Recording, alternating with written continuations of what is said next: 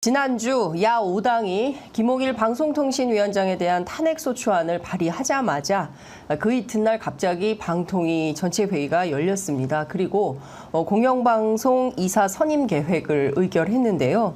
언론단체와 그리고 여야 의원들은 과천 정부청사에 모여서 양쪽으로 나뉘어서 기자회견을 열기도 했습니다. 며칠간 상당히 긴박하게 방통위가 돌아가고 있는 상황인데요. 현장을 지킨 분이 계시죠. 더불어민주당 김현 의원 그리고 국회 과방위 야당 간사 맡고 계신데요. 오늘 모셔서 당일 어떤 일이 있었는지 그리고 앞으로 김홍일 위원장 어떻게 될지 여쭤보도록 하겠습니다. 어서 오십시오. 네, 안녕하세요. 네, 많이 바쁘시죠? 네. 예, 오늘 인터뷰 시간이 많지 않아서 현안으로 바로 들어가야 될 것 같습니다. 지난 28일인데요. 방통위 김홍일 위원장, 이상인 부위원장이 결국 공영방송 이사 선임 계획을 의결을 했습니다. 네. 당시 일단 그에 앞서서 저희가 여쭤보고 싶은 게 있는데 당일 뭐 이렇게 일정 정도의 신랑이가 있으셨던 것 같아요. 안에 들어가느냐 못 들어가느냐. 저희가 뭐 계속 김현 의원님 팔로우하면서 지켜보고 네. 있었는데 왜 그렇게 상황이 벌어졌습니까? 그러니까 탄핵안을 국회에 제출하고 그리고 저희가 이제 설마 2인을 지금 문제가 있다 했는데 KBS, MBC, EBS 관련한 이사 선임 계획을 안 한다고 국회에 나와서 담당 국장도 얘기하고 그래서 했는데 기습상정을 했잖아요. 네. 그 기습상정을 한 걸 보고 당일날 그 다음날 저희가 9시 반에 과천청사 방통위 청사 앞에서 기자회견을 하고 9시 50분에 방통위원장 면담 요청을 했습니다. 네네. 그래서 협력관과 다 협의가 끝나서 28일 날 아침에 제가 조금 일찍 민원실로 가서 네네. 그 방문 신청을 이미 해놨기 때문에 네네. 그 안으로 들어가려고 했는데 보좌진들이 못 들어온다고 그렇게 이제 방통위 관계자가 얘기해서 그럼 국회의원들은 입장이 가능한데 네, 보좌진들은 참 근데 원래 그렇습니까? 아닙니다. 기관에 들어갈 때?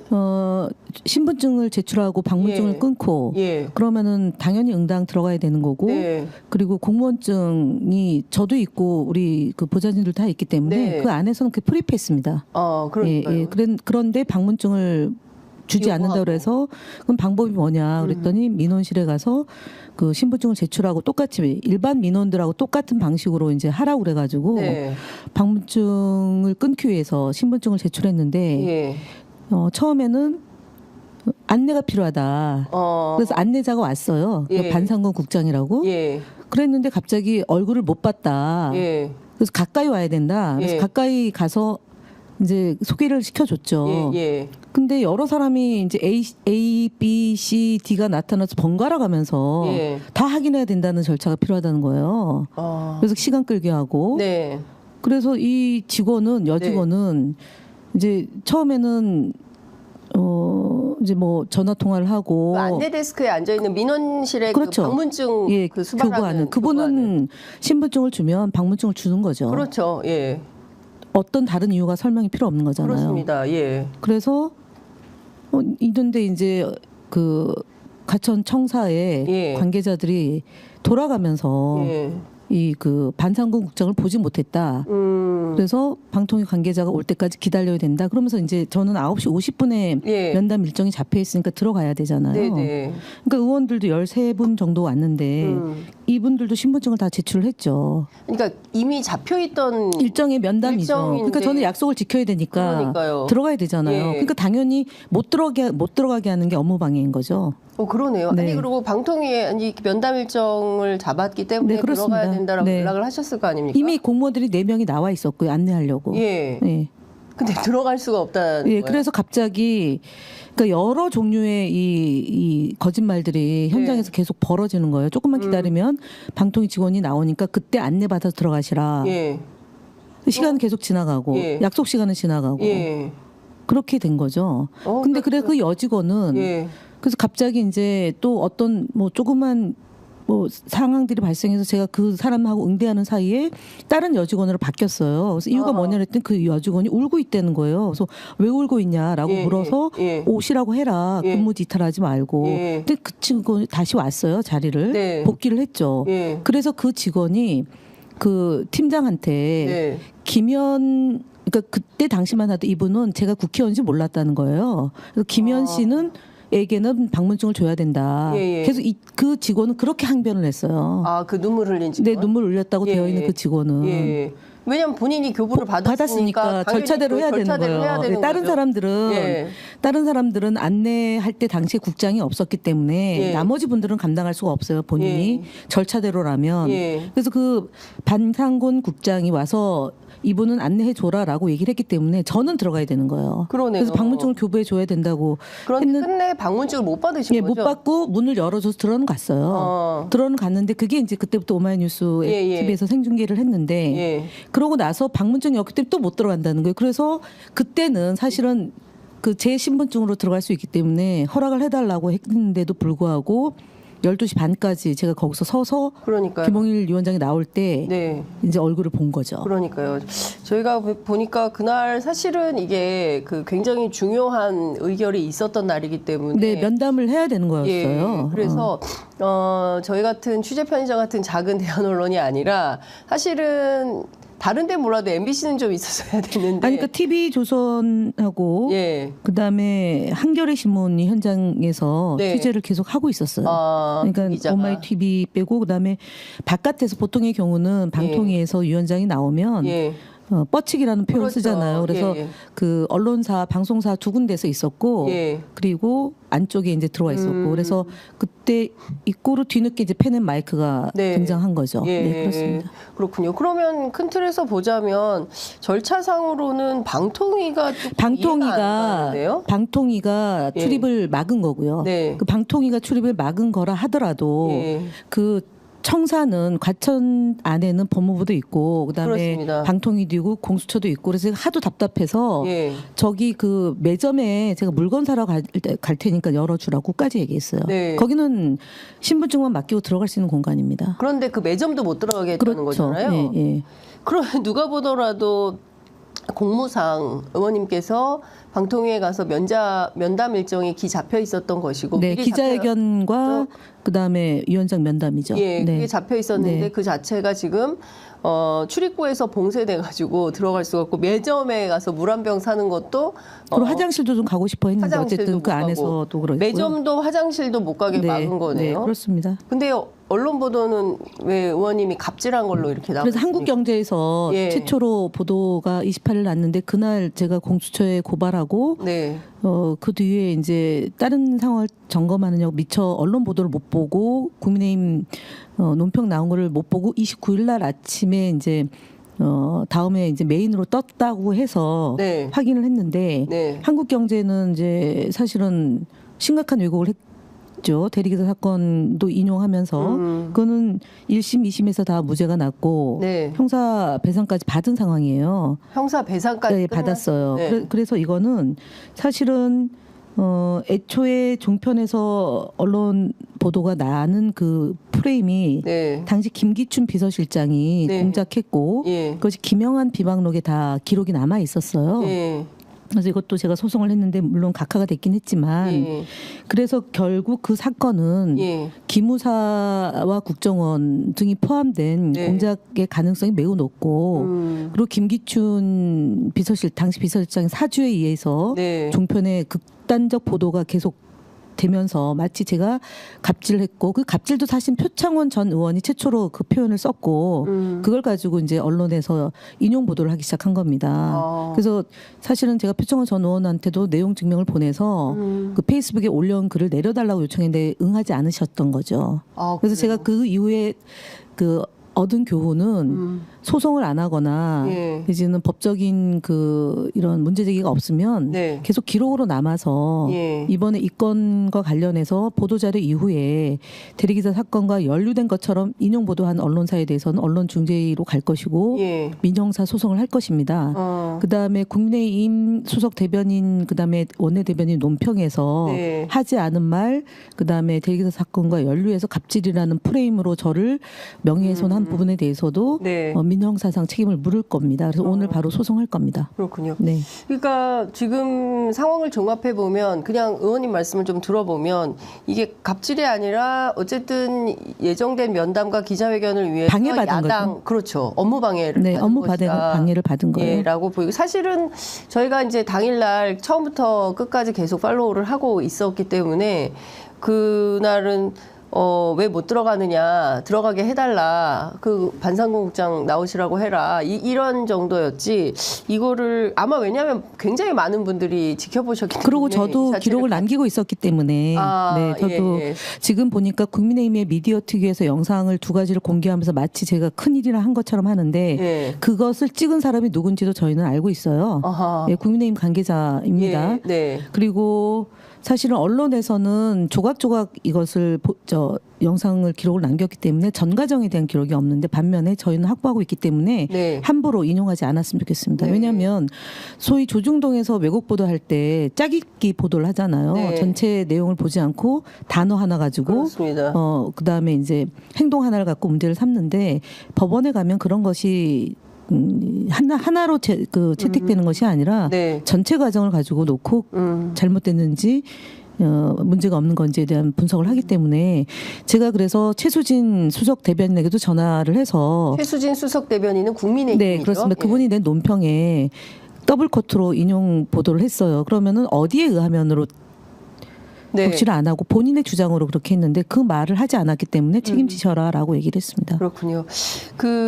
하여간 중요한 포인트는 대리기사 사건도 무죄를 받으신 거고요. 그다음 국정원 요원 그 감금 사건도 예, 김하영 씨. 가녀린 여성을 예. 감금해서 제가 감금 폭행죄로 예. 기소가 돼서 재판을 받았는데 그거 역시도 무죄를 받았습니다. 예. 그것도 형사보상 받았습니다. 근데 끊임없이 그러니까 뭐 적극적으로 그 네, 문제 현장에 제기하고 가면 네. 예, 활동한 것을 마치 이제 거기에서 무슨 행동이 잘못된 것을 딱 집어가지고 일종의 이제 김현 악마화, 마녀화로 해주시죠. 마녀화. 죄송해요. 마녀화. 마녀는 네. 중세 시기에 마술을 부리는 여성을 죽임으로 몰아넣는 그런 당시에 그 나쁜 권력에 의해서 비롯된 마녀거든요. 네. 그래서 마녀 사냥이라는 표현이 거기서 비롯된 거고 네. 저는 마녀라고 하는 표현에 대해서는 감사히 받겠습니다. 네.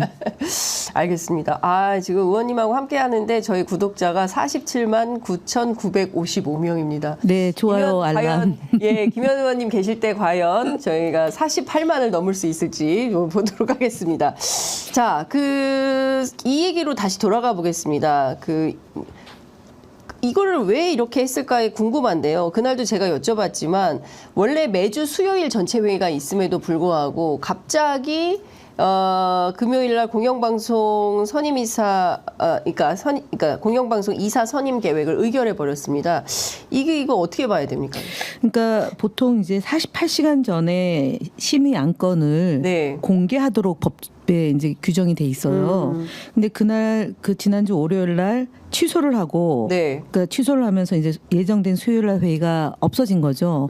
그리고 화요일 날 제5차 과학기술정보통신위원회 전체 회의에 증인으로 나왔죠. 방송통신위원장이. 그래서 여러 의원들이 질문을 했습니다. 이 MB 박문진하고 KBS, EBS 이사 선임 계획안에 대해서 진행할 네. 거냐. 네. 그랬더니 담당 국장은 계획이 없다. 예. 담당 과장도 아직 상정이 되지 않았다라고 얘기했고 위원장만 유독이 적절한 시점에 처리를 하겠다라고 얘기를 했습니다. 그런데 말씀드렸던 것처럼 목요일 날 기습적으로 48시간 상황 없이 이제 그건 뭐냐면 부득이한 경우에는 할 수 있다. 필요에 따라서 할 수 있다라는 그 조항을 가지고 올린 거죠. 네. 그러니까 사실 증인으로 채택됐던 직원도 계획이 없다고 얘기를 했는데 네. 지금 이제 위원장이 탄핵안이 상정이 되니까 네. 기습적으로 이제 2인 구조에서 법안을 그 안건을 상정하고 처리해도 문제가 없다라는 고집에 예. 그 근거를 보여주기 위해서 강행한 거다라고 해석할 수 있겠습니다. 그렇군요. 그런데요. 오늘 아침 경향신문 혹시 보셨습니까? 단독 보도가 나왔는데요. 지금 2인 방통이어서 사실상 이게 법률적 하자가 있다. 5인 합의제 기구를 2인 그것도 대통령 추천 둘이서 하는 것은 문제가 심각하다라고 했었는데 2017년에도 그러니까 3명이, 그러니까 3인 방통위 구성에 대해서 그때 의결한 것도 논란이 될 수 있다는 자문을 이미 받았었다. 네, 그렇습니다. 예, 이 방통위가 받은 거거든요. 그때 이제 제가 있을 때 그 자료를 저도 이제 보고를 받았는데 왜냐하면 애초에 이제 김효재 직대 그다음에 이상인 저 3인 상황이 됐었고 그렇죠. 최민희 의원은 임명을 하지 않은 상태로 그렇죠. 장기간 지속이 됐었잖아요. 맞아요. 그래서 제가 법률 검토를 거쳐야 된다라고 방통위 사무처에 요청을 했는데 네. 그럴 필요가 없다면서 2017년도 상황에서 자문을 받은 거를 보고를 했습니다. 예. 그때 법률 그 대형 로펌의 4군데에서 자문을 얻었는데 네. 2군데에서는 3인이어도 제적 숫자로 할 수 있다라는 예. 결과가 있었고 한 군데에서는 할 수는 있으나 예. 중요한 의사결정은 나중에 다툼의 소지가 있으니까 예. 법원 행정처로부터 이거는 자문을 얻어서 예. 확보를 해놔야 된다라는 예. 게 있었고요. 예. 법제처로부터. 그렇죠. 그다음에 마지막 한 군데서는 정치적이고 사회적으로 논란이 큰 사안의 경우에 만약에 3인 구성, 네. 2인 구성에서 의결을 했을 경우에 법적으로 문제가 생길 수 있으니까 그건 네. 하지 않아야 된다라는 취지로 법률 자문이 나왔던 거죠. 예. 그래서 2017년도 상황은 사실은 그때 문재인 대통령이 촛불로 탄생된 대통령이고 인수위가 없는 상태에서 위원장 임명이 다소 더뎌지고 임기가 만료된 상임위원 한 분이 결혼이 생겼기 때문에 고3석 직대 체제에서 중요한 의사결정을 할 수 있는지 여부를 묻는 법률 자문이었어요. 네. 당시에는 그래서 인사와 관련된 것 제외하고는 그 이제 뭐 승인 허가 그리고 그때 예. 당시에 MBC KBS에서 파업을 하고 있을 때입니다. 예. 그리고 YTN도 해임된 문제가 있어가지고 굉장히 이제 어수선한 상태였기 때문에 예. 빠르게 신속하게 처리해야 될 일들이 많이 있었음에도 불구하고 이 법률 검토 때문에 네. 5인 체제가 완성된 뒤부터 집행을 했던 겁니다. 그래서 이 문제는 그리고 이제 그 법적 검토를 이번에도 했어야 되는 거죠. 예. 상황이 변경됐기 때문에 이거는 그렇죠. 대통령이 임명을 하지 않고 국회에서 추천한 야당 몫의 상임위원을 추천하지 않고 집행하고 있는 상황이기 때문에 네. 당연히 법률 자문을 거쳐야 되는데 그 법률 자문을 거치지 않았다. 네. 그리고 2017년도 걸 가지고 그대로 강제적으로 집행을 했기 때문에 네. 저희가 탄핵이라는 수단을 썼다. 이렇게 그렇군요. 드립니다. 그러니까 기본적으로 그러면 정교하게 판단하려면 최소한 법제처로부터 그렇습니다. 이게 옳은지 그른지에 대한 얘기를 자문을 좀 구하고 법제처가 확인을 해주면 그때부터 처리하는 게 맞다. 맞습니다. 그런데 이제 그런 내용이 전혀 필요 없이 그냥 밀어붙이는. 그렇죠. 그러니까 필요에 따라서 법제처로부터 자문을 구했는데 예를 들어 최민희 위원에 대해서는 법제처 자문을 구해놓고 네. 7개월가량 홀딩시키고 그렇죠. 정작 필요한 부분에 대해서는 법제처 자문을 구하지 않은 예. 이 김효재 직무대행 당시에 직권남용, 직무유기 이 부분에 대해서 지금 공수처에 가 있는 거고요. 네. 그때 당시에 이상인 의원도 있었는데 이상인 예. 의원이 직무대행 시절에도 많은 심의 의결을 했었던 게 있고 그리고 이동관, 김홍일 이렇게 4명이 이제 경과하면서 상황이 생겼던 거죠. 네. 그러니까요. 지금 방통위 스스로도 좀 그 정당성을 부여하기가 좀 어려운 상황으로 가고 있는 거 아닌가라는 맞습니다. 네. 문제 제기를 할 수밖에 없는 건데요. 그 국회 상임위장에서도 사실상 김홍일 위원장이 뭐 적절한 시점이라고 표현은 했지만 분명하게 금요일 날 처리한다는 없습니다. 방침은 밝히지 않았기 때문에 그리고 이게 이제 월요일 날 하고 대략 수요일 날 네. 그러니까 보통 이제 저희가 회의 규칙 이렇게 네. 하면 월요일 날 간담회를 하고 예. 수요일 날 이제 상임위원회 회의를 열고 심의 의결을 합니다. 그래서 그동안 김홍일 이상인 구조에서는 네.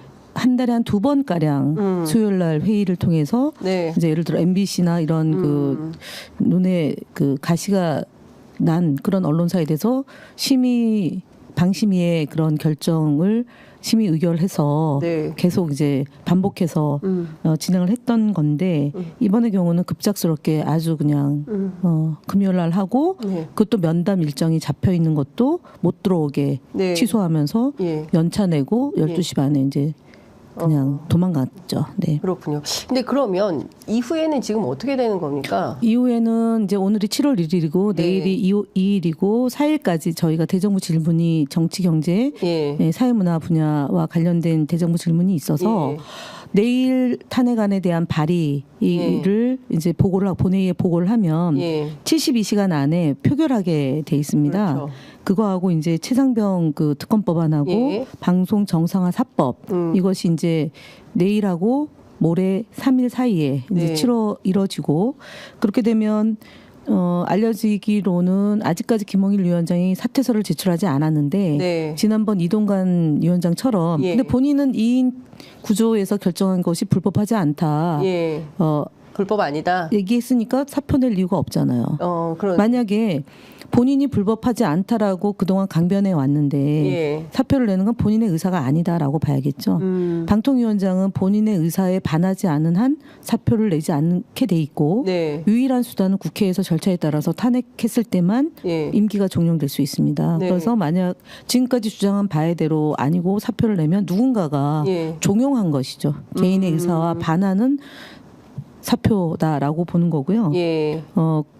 이제 그거 하나하고 예. 만약에 사표가 되면 이제 탄핵 그 발의는 네. 이제 무효가 되는 건데 다만 설사 그렇다 하더라도 법사위에 다시 가서 네. 이 문제를 다시 검토할 수 있다. 현직에 있는 사람에 한해서는. 네, 그러니까요. 그러니까 지금 이제 지난 금요일 저희가 이제 김용민 원내수석 부대표 모셔서 네네. 말씀을 드렸는데 실제로 김홍일 위원장이 사퇴를 한다 하더라도 이 탄핵안은 반드시 처리를 할 것이고 그리고 국회 법사위에서 어떤 문제가 있었는지 다 따져 물을 것. 네. 그러니까 조사를 할 수 있는 권한이 있다고 그러면 그러더라고요. 기본적으로는 김홍일 위원장의 진퇴와 상관없이 이 문제는 살아있는 법사위에서 거죠. 계속 네. 이제 의제가 살아서 논의가 될 수밖에 네. 없는 구조이기 때문에 진퇴양난이네요. 이럴 수도 없고 저럴 수도 없고 김홍일 위원장 입장에서는 난감하다 이런 생각이 그런데 이제 용산에서 이동관 위원장이 이제 뭐 본인의 스스로 사퇴인지 부담을 주기 싫어서 사퇴했다고 그때 얘기를 했던 것처럼 사퇴를 하면 이제 위원장을 다시 추천을 해서 네. 인사청문회를 거쳐서 2인 구성을 한 뒤에 지금 이 의결한 그 이사 선임 절차를 진행해서 네.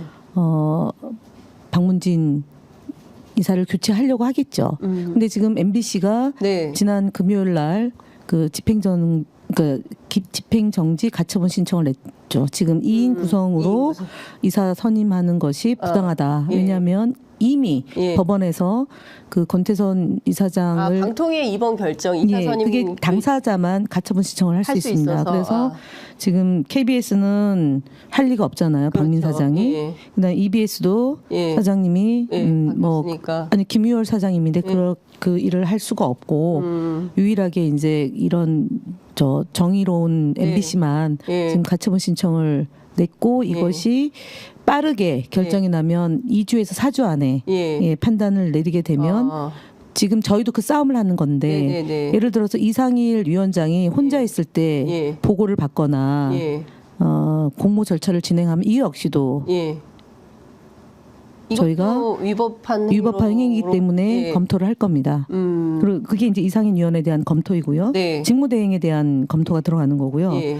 두 번째로 이상인 위원 직무대행에 이거는 좀 다소 무리가 있다는 판단을 갖고 시간을 늦춰서 2인 구성해서 진행이 되면 이거 역시도 네. 바로 법적으로 문제를 삼아서 집행을 못하도록 네. 그렇게 추진할 겁니다.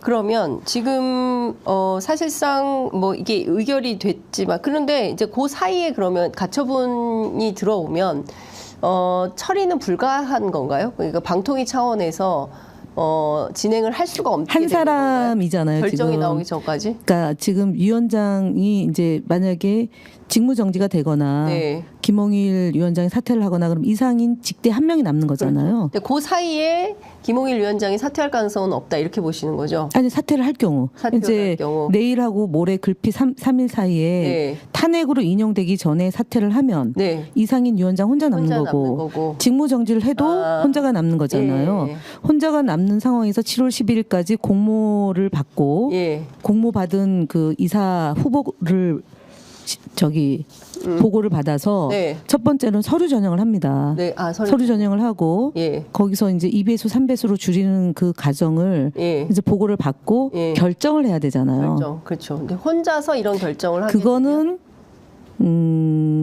그거에 대한 가처분 신청도 또 들어가겠죠. 예. 그런데 회의라는 것은 그건 김홍일 위원장도 다른 거는 다 예. 합법이라고 얘기했는데 회의는 예. 2명 이상이 해야지만 성립이 된다. 그렇죠. 그래서 이상인 위원장 혼자 할 수 있다라는 일각에서의 우려에 예. 대해서 만약에 그렇게 진행이 되면 저희가 논의를 통해서 법적 조치를 하겠다. 네. 이상인 위원장에 대해서는. 네. 아, 참 답답합니다. 아니에요. 참. 우리도 답답한 게 아니고 네. 우리는 투쟁하는 거고요. 네. 저쪽이 답답한 거죠. 답답은 저쪽이 네, 하고 우리는 투쟁하는 거고요. 예, 민주당은 네. 투쟁을 하는 중이다. 우리만 불리한 게 아니라 네. 윤석열 정권에서도 너무너무 불리한 거죠. 이것이 직권남용은 7년이고 네. 그러면은 지금부터 시작해서 7년까지 김효재, 네. 그다음에 이동관, 네. 그리고 김홍일, 이상희는 다 법망 안에 있습니다. 그래서 저희가 얼마나 투쟁을 잘 하느냐에 따라서 네. 이 사람들에서 심판할 수 있다. 그래서 답답한 게 아니라 좀 힘들고 시간이 걸리지만 네. 가야 될 길은 간다. 알겠습니다. 그리고 그 방송 사법도 이번에 통과가 되는 거죠. 네, 그렇습니다. 네. 그러면 그러니까 어쨌든 저 김홍일 위원장에 대해서는 뭐 대통령이 뭐 왈가왈부할 게 아니라 바로 헌재로 가게 되는 것이고요.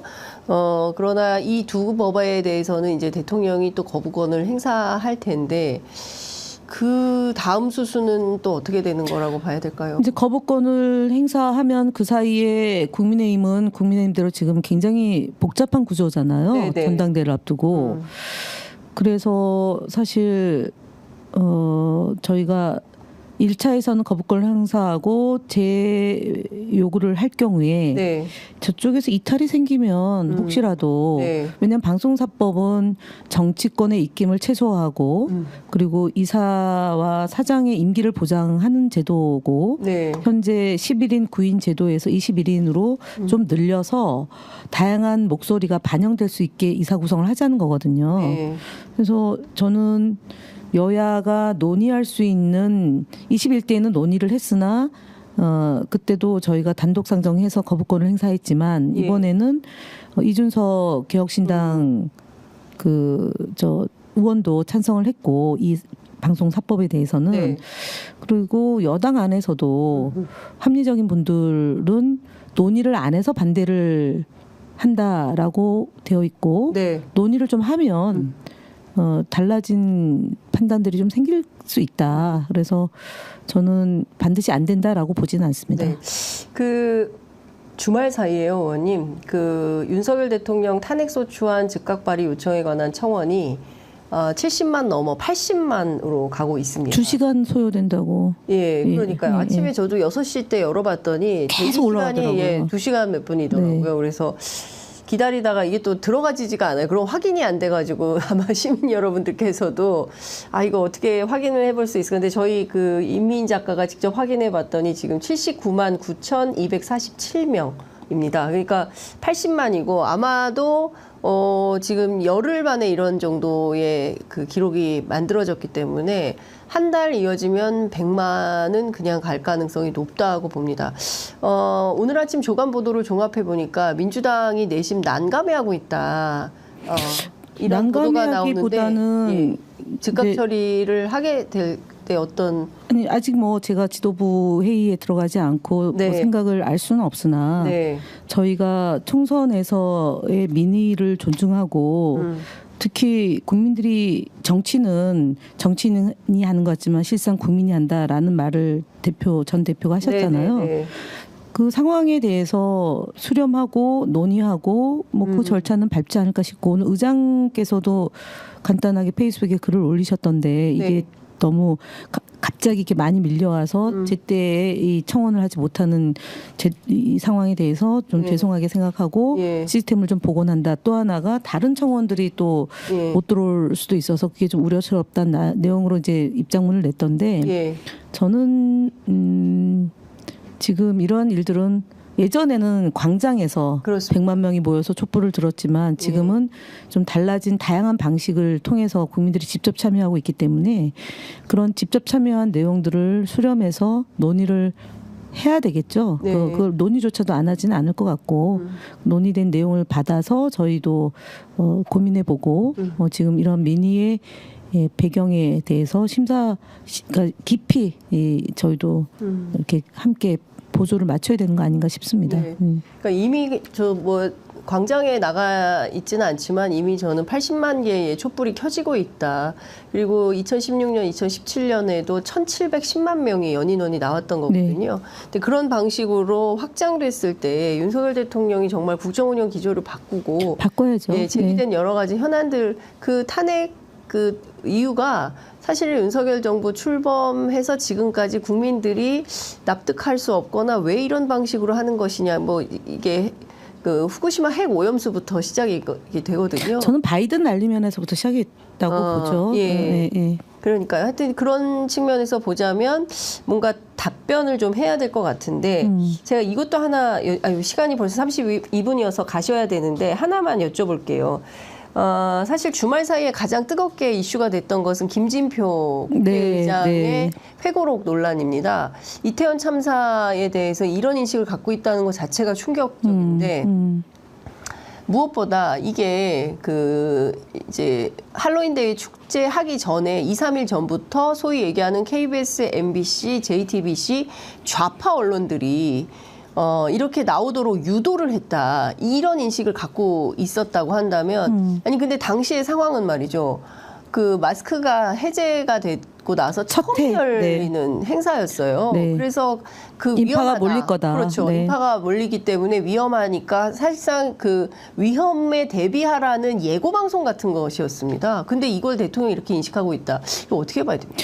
저는 우리가 박근혜 정부는 4.16 참사가 났을 때 7시간 공백이 있었고 네. 그래도 그 희생자들을 추모하기 위한 정보합동 분향소를 만들고 네. 위패 영정을 두고 마지막 이제 사람을 찾는 데까지 그걸 보존했었거든요. 네. 근데 이번에 이태원 참사는 왜 이렇게 위패 영정 없이 졸속적으로 하는지에 대해서 그리고 희생자 명단 공개하는 걸 두고도 막 엄청 갈등을 유발시켰지 않습니까? 그래서 왜 이런가 했더니 결국 이런 인식에 기초해서 이 희생자들을 특정 세력에 의한 거다라는 얘기를 입으로 꺼냈다는 게 저는 매우 심각하고 그리고 나서 2년이란 세월이 지났는데 보여줬던 정부의 태도가 결국은 이런 사건을 조작하기 위해서 만들어진 거다. 네. 자기를 힘들게 하기 위해서 이런 인식이라고 봐서 그래서 지금 이 탄핵해야 된다라는 국민들의 요구가 급물살을 타는 거 아니냐. 이채양명주였잖아요. 네. 그러니까 이태원하고 최상봉을 빼고는 다 김건희 여사와 관련된 사건이잖아요. 이 사건을 감추기 위해서 모든 국정 운영을 운영해 왔던 이 대통령에 대한 분노가 지금 바로 나타나기 때문에 저는 이태원 문제, 최상병 문제는 끝까지 저희가 특검 국정조사를 통해서 진실을 밝혀야 되고 대통령이 책임을 져야 된다. 예, 그렇게 봅니다. 부부가 책임을 져야 됩니다. 예. 예. 의원님 말씀하시는 기간 동안 지금 국민청원은 80만을 돌파했다고 하고요. 저희는 48만을 돌파했습니다. 네, 축하드립니다. 예. 네. 하여간 지금 이제 가셔야 돼서 함께해 주셔서 감사하고요. 네. 다음에는 조금 더 시간을 길게 두고, 시간을 두고 말씀을 좀 듣는 시간을 마련하도록 하겠습니다. 김현우 의원님 힘내세요. 응원도 많이 달리고 있습니다. 고맙습니다. 감사합니다. 네.